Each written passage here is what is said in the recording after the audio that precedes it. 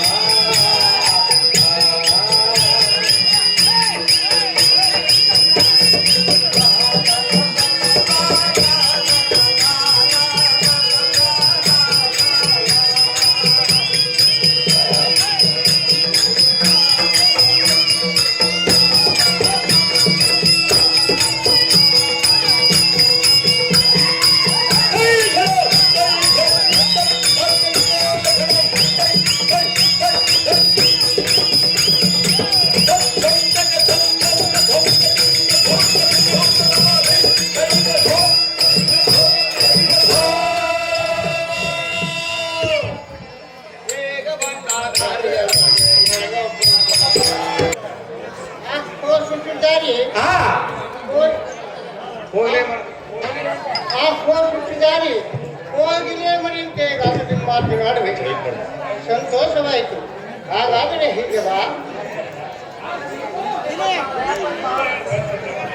ಸರಿ star speaker ಇಡ್ಬೇಕಪ್ಪ, ತುಂಬ ಕಡಿಮೆ ಆಗುತ್ತೆ ರೈಟು. ಸ್ಟಾರ್ ಸ್ಪೀಕರ್ ಬೈಕು ಮೇಲೆ ಇಡಬೇಕು, ಡೌನ್ ಆಗುತ್ತೆ, ಮೇಲೆ ಇಡಬೇಕು.